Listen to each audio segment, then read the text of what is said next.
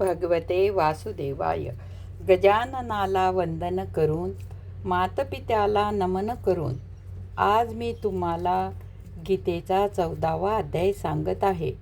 जे श्रवण केल्याने सर्व दुःखातून मुक्ती होते आणि घरात सुख समृद्धी नांदते. ओम नमो भगवते वासुदेवाय.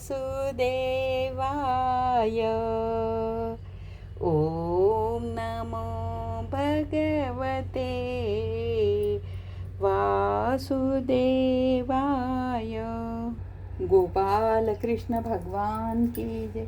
महादेव म्हणाले, ते जितेंद्रिय तसेच शांत भावाने निरंतर गीतेच्या 14व्या अध्यायाचे पठण करीत असत.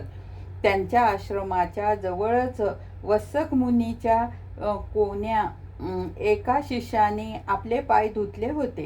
ते शिष्य सुद्धा गीतेच्या 14व्या अध्यायाचे पठण करणारे होते. त्यांनी पाय धुतलेल्या पाण्यामुळे तेथील माती ओली झाली होती.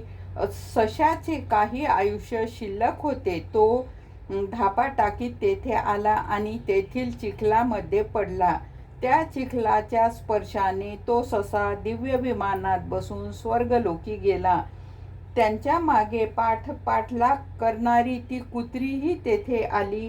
तेथे त्यांच्या शरीरावरही चिखलांचे काही शिंतोडे उडाले. त्यामुळे भूक तहानेच्या दुःखाने रहित होऊन त्या कुत्र्यांनीही आपल्या देहाचा त्याग करून देवांगनाचे रमणीय रूप धारण केले आणि गंधर्वाने सुशोभित अशा दिव्य विमानात आरूढ होऊन स्वर्गलोकी गेले.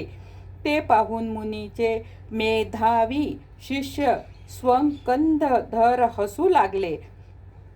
त्या दोघांचे पूर्वजन्मीचे वैर आठवून त्यांना फार आश्चर्य वाटले. त्यावेळी राजाचे नेत्र आश्चर्यचकित झाले. त्यांनी मोठ्या भक्तीने प्रणाम करून विचारले, हे विप्रवर, नीच योनीमध्ये जन्मलेले दोन्ही प्राणी ससा आणि कुत्री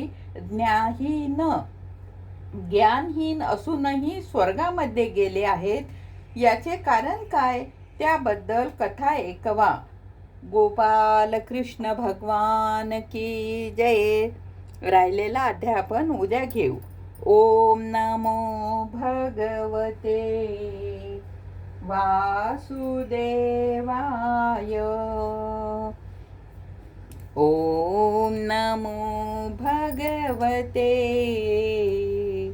वासुदेवाय.